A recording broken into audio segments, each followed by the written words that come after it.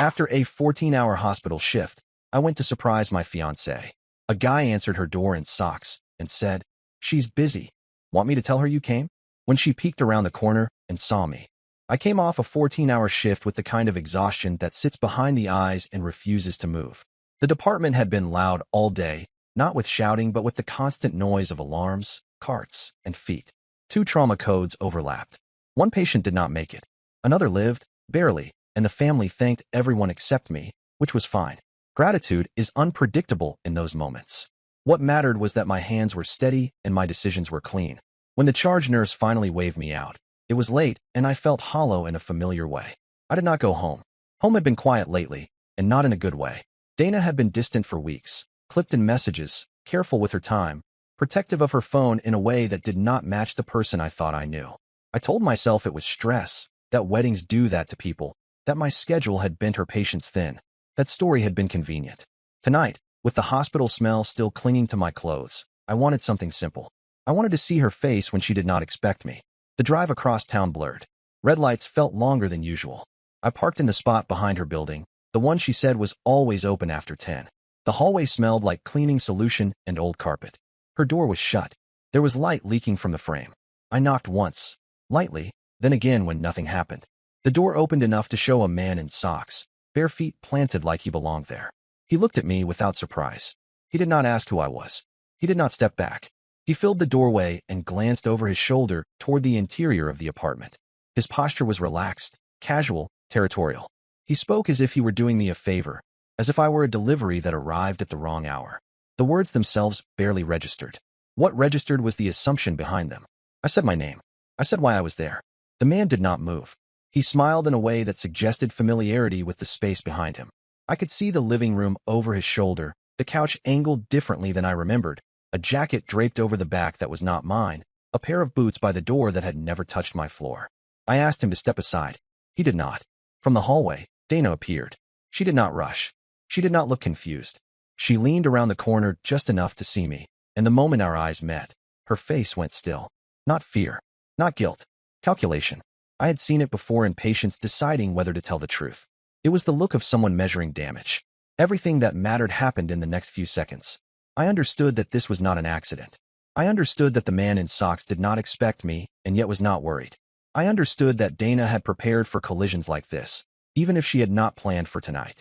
I understood that whatever explanation she would offer would be shaped for survival, not honesty. I stepped back into the hallway. I did not raise my voice.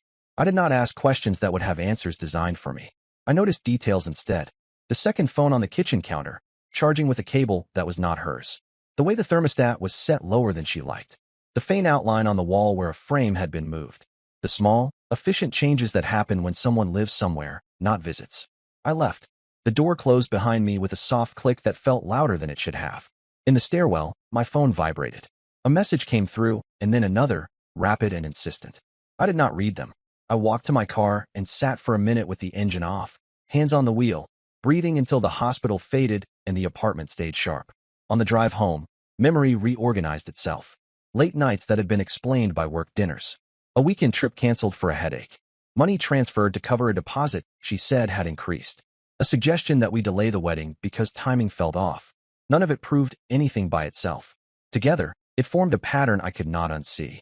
I did not sleep. At dawn I showered, changed, and went back out. There were practical things to do before the emotional ones. I called the bank to flag our shared account for review. I called the venue to ask about cancellation terms, not to cancel yet, but to understand exposure. I called my friend from residency, Miranda Collins, because she had known Dana long enough to tell me if I was losing perspective. Miranda sounded surprised to hear from me. She asked if I was calling from work. She asked how I was holding up after the week Dana had had. That sentence stopped me. I asked what she meant. Miranda explained, casually, that Dana had told her we had taken a break, that the wedding was on pause, that I was overwhelmed and needed space. Miranda apologized for not checking in sooner. She assumed distance was mutual. That was the first confirmation that the story I lived in was not the one being told. I thanked Miranda and ended the call. I sat on the edge of the bed and tried to recall the last time Dana had said we were on a break. I could not, because it had not happened. Later that morning, another name surfaced.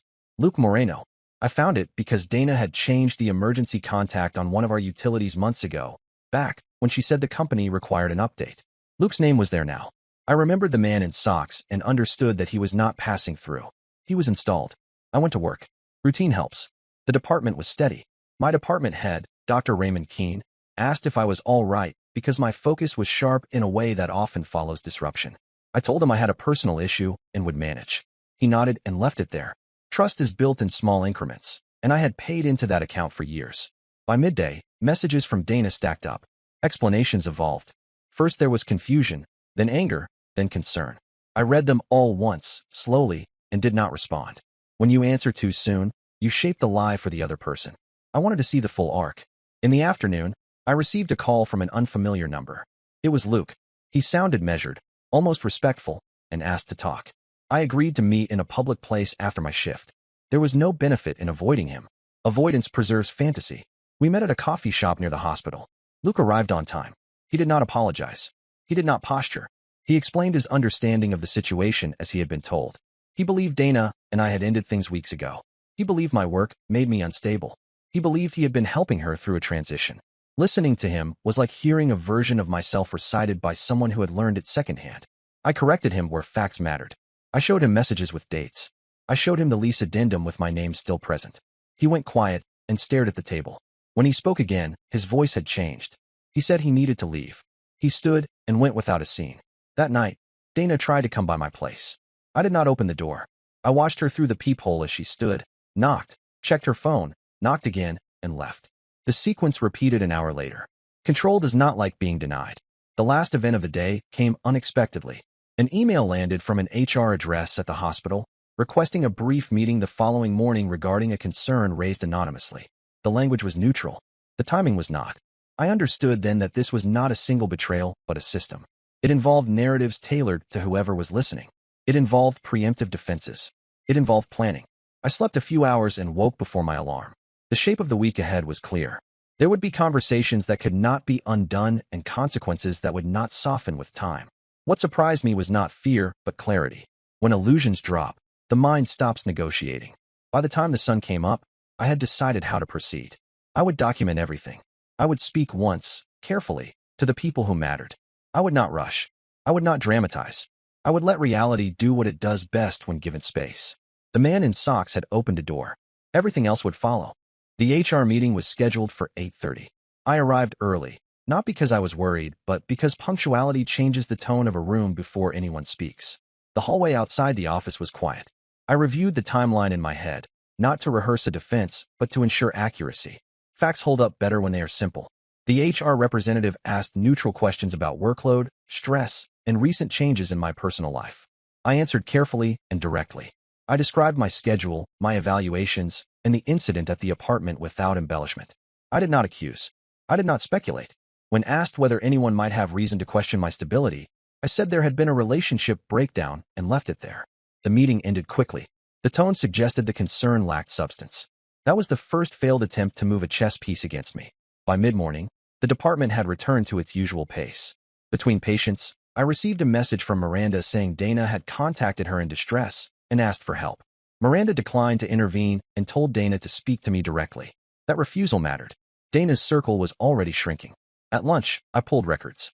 Utilities, shared subscriptions, the lease addendum.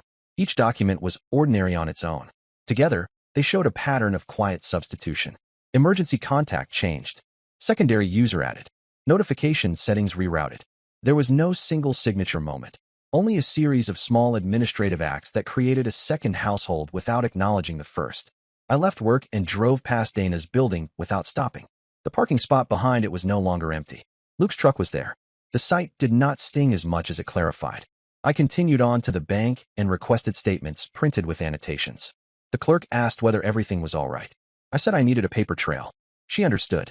That afternoon, a new name entered the picture. Neil Harper, Dana's supervisor. I knew him only from a few work functions where he seemed attentive in the way managers learn to be. His name appeared on an email chain Dana had forwarded to our shared address months earlier, the one about a schedule change to accommodate family needs. I read it again. The wording was careful, sympathetic, and vague. The accommodation was generous. The reason was not verifiable. I called Neil and asked for a brief conversation. He agreed and suggested a call rather than a meeting. His voice carried concern when I explained why I was reaching out. He said Dana had told him we were separated and that she was supporting me through a difficult period. He said he believed he was helping by offering flexibility. He said he felt misled. The call ended with an apology that was not directed at me so much as at the situation itself. As the day progressed, the messages from Dana shifted tone again. The urgency softened into reason. She suggested counseling. She suggested a pause. She suggested time. None of those words addressed the structure she had built. They were designed to slow me down. In the evening, Luke texted. He asked if we could speak again. We met at the same coffee shop. He looked tired in a way that suggested sleep had not come easily. He had questions now, not accusations. He asked about dates, about the wedding, about money. I answered. He showed me messages that mirrored mine with minor differences. Where she told me she was overwhelmed, she told him she was relieved. Where she told him I was volatile, she told me he was transient. The symmetry was precise. Luke mentioned a medical appointment Dana had attended weeks earlier. He said she used his insurance because she claimed mine was no longer active. He said the visit involved complications and follow-up. He did not know details. The timing struck me immediately. During that period, I had been on consecutive night rotations with no gaps. I told him that. He looked down and nodded. The implications settled between us without needing words. We left separately. I sat in my car and wrote everything down while it was fresh. Dates, times, statements. Accuracy mattered more than emotion. When you allow memory to blur, you give space for denial. At home, I found an envelope taped to my door. It was from Dana. Inside were copies of a few photos from earlier in our relationship and a handwritten note urging calm. The choice of objects was intentional. Nostalgia is a lever. I placed the envelope in a folder with the rest. The next morning brought another escalation. A colleague mentioned, carefully, that there were whispers about my stress level. The source was not named. The content was vague. That kind of rumor spreads because it is incomplete. I asked my colleague to document anything specific he heard and thanked him for telling me. Transparency is disarming. I requested a meeting with Dr. Keene and laid out the situation. He listened without interruption. When I finished, he asked for documentation. I provided it. He asked whether I wanted the hospital to intervene. I said I wanted fairness and accuracy. He agreed and assured me the department would not act on anonymous claims without evidence. That assurance closed another door Dana had attempted to open. By the end of the week, the narrative began to fracture publicly. Miranda informed me that Dana had been asked to explain conflicting stories to friends. Neil had adjusted Dana's schedule pending review. Luke had moved his belongings out of the apartment. None of this was dramatic. It was administrative. Systems correct themselves when false inputs are removed. Dana finally asked to meet. I agreed on conditions. We met in a neutral space with clear boundaries. She arrived composed, with a prepared posture. She acknowledged mistakes in a way that spread responsibility thinly. She suggested misunderstandings. She suggested overlap rather than design. I did not argue. I asked for specifics, dates, decisions, documentation. The conversation stalled where facts were required. When she realized the usual tools were ineffective, she changed approach. She warned me about reputational harm, about how things could look if pressed. The warning revealed more than it concealed. I ended the meeting without responding to it. That night, the final twist of the part arrived quietly. An email from the wedding venue outlined cancellation penalties and noted that the deposit had been partially funded from an account not listed on the contract. The account name was unfamiliar. I traced it back to Dana. She had supplemented the deposit with money borrowed under false pretenses. The liability was hers alone. I slept better that night than I had in weeks. Clarity does that. There were still unknowns ahead, but the direction was set. The system Dana built depended on silence, delay, and control. Each day those elements weakened. By the time the third week began, the situation had stopped feeling personal and started behaving like a system under stress. When one component failed, pressure shifted elsewhere. Dana no longer controlled the direction of events, but she continued to apply force wherever she thought leverage still existed. It started with silence. For 2 days, there were no messages, no missed calls, no attempts at mediation through friends. That kind of silence is rarely acceptance. It is preparation. At work, the atmosphere changed subtly. People were polite in the same way they are around ongoing litigation. Conversations ended when I approached. Nothing overt, nothing actionable, but enough to register. I documented it anyway. Patterns matter. The HR follow-up came midweek. This time the meeting included a second representative and language about duty of care. I asked directly what new information had prompted the escalation. They cited concerns about judgment under fatigue and emotional distraction. I asked for sources. They declined to disclose names. I asked for specifics. There were none. I asked whether any patient outcomes were implicated. They said no. The meeting ended with no action taken. I walked straight from HR to Dr. Keen's office. He was already aware. He had pulled my caseload, my peer reviews, my outcomes, and my scheduling history. The data contradicted the narrative being suggested. He told me the department would stand behind documented performance. He also told me, quietly, that someone outside the hospital had been persistent. That was the confirmation I needed. Dana had moved from damage control to preemption. That evening, Luke called again. He did not want to meet this time. He wanted to be finished. He told me Dana had tried to reframe everything after our last conversation, claiming I was manipulating timelines and pressuring him. She suggested he might face consequences if he continued communicating with me. Luke said that was when he decided to disengage completely. Before ending the call, Luke shared one last detail. Dana had asked him to accompany her to a clinic appointment scheduled for the following week. She told him it was routine follow-up. The timing overlapped with a day I was scheduled for a double shift, something she knew well. I thanked him and ended the call. I did not confront Dana about it. Confrontation accelerates lies. Instead, I focused on containment. I contacted a lawyer recommended by a colleague who specialized in family and contract law. We reviewed the engagement agreement, the shared accounts, and the lease structure. He advised immediate separation of finances, formal notice to the venue, and written communication only. He also advised me not to speculate publicly about medical matters. Facts only. That advice would matter later. The next escalation came from an unexpected direction. Dana's mother called.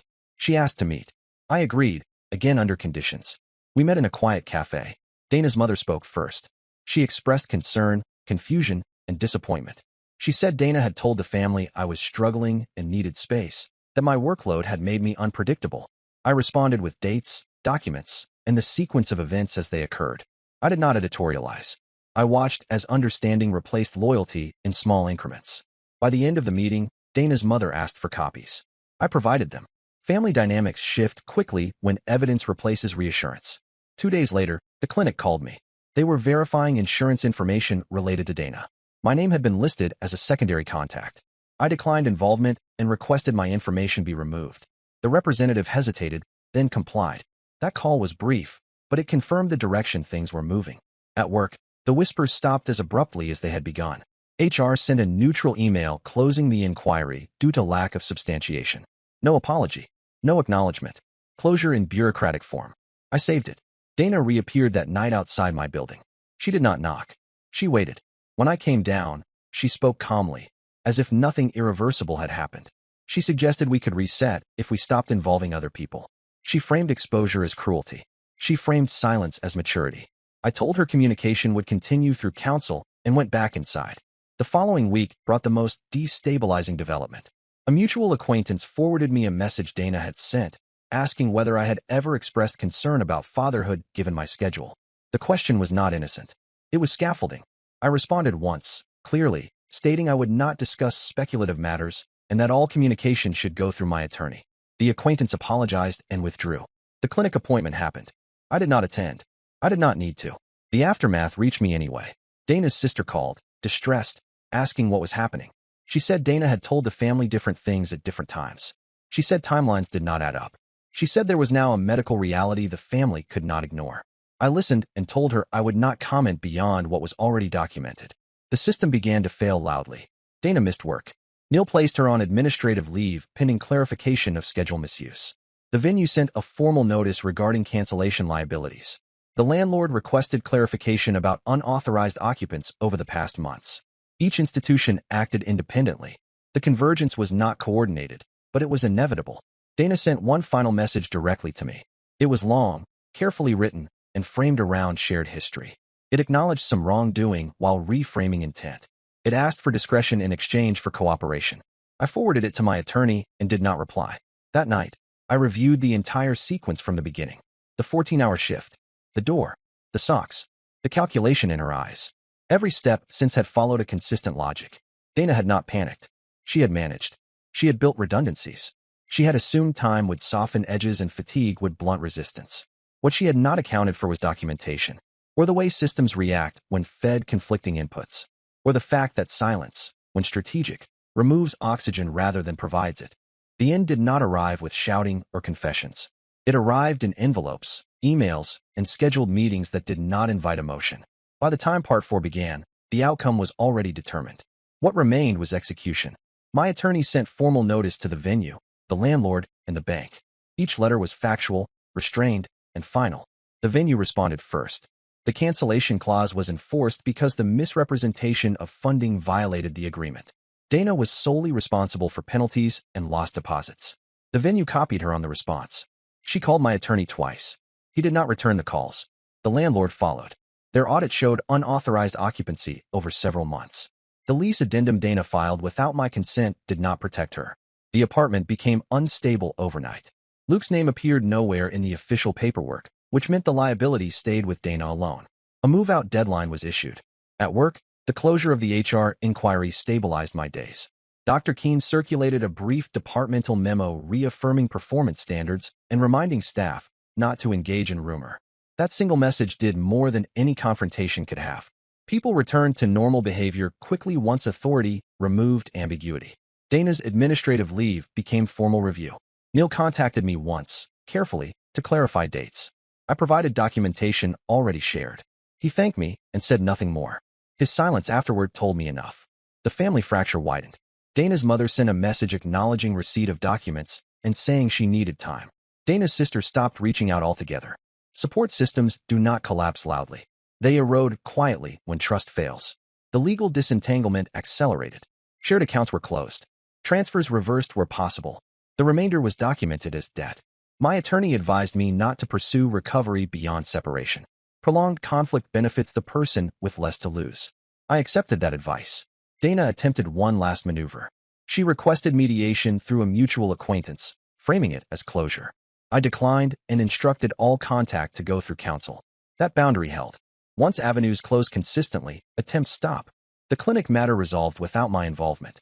I learned through a third party that Dana had continued care under her own insurance and removed my name from all records. The outcome was not shared. It did not need to be. Some consequences belong to the people who created them. The wedding date passed quietly. I worked a full shift. There were no dramatic moments, no sudden realizations. Life continued because it always does. That continuity felt grounding. Weeks later, the final administrative notice arrived. Dana's employment review concluded with termination for misrepresentation of schedule and misuse of accommodations. The letter cited policy language and effective dates. No commentary. No appeal noted. The system closed its file. I encountered Dana once more, by chance, at a grocery store near my building.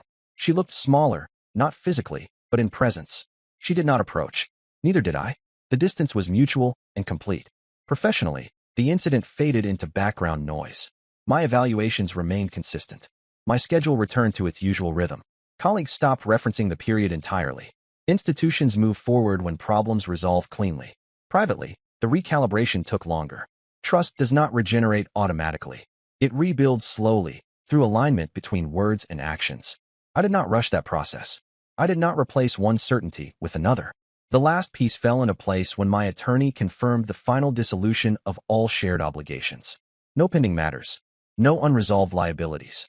The file was closed. I archived it. Looking back, the defining moment was not the door opening or the man in socks. It was the realization that deception had been operational, not impulsive. Once I understood that, the rest followed logically. I did not seek revenge. I did not need to. Exposure achieved what confrontation never could. Systems corrected. Relationships redefined themselves. The outcome was not dramatic, but it was permanent. Dana lost housing, employment, and credibility within the same quarter. Those were not punishments I imposed. They were consequences triggered by choices interacting with reality. I retained my career, my reputation, and my autonomy. That was not luck. It was documentation, restraint, and refusal to participate in manufactured chaos. The story ended the way real stories often do. Not with noise, but with clarity. Then it's more approachable. Then they're more likely to buy that workout.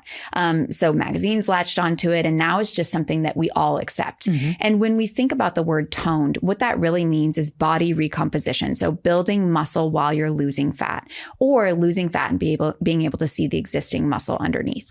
So when we're thinking about body recomposition, or that quote unquote toned aesthetic, muscle is a big piece of that. So there's that side of muscle. And then there's the more important, debatably, benefit of muscle, which is the internal machinery that it creates. The more muscle you have, the better your insulin sensitivity. And this is important because Insulin touches every single cell in our body and affects every single cell in our body. So when we are more insulin sensitive, every single system in our body functions better, down to your digestion, your energy, your cellular cleanup, your immunity, your mental processing. All of these things function better when we are more insulin sensitive. And muscle is a big piece of that. Well, how is muscle actually built? Because I think that sometimes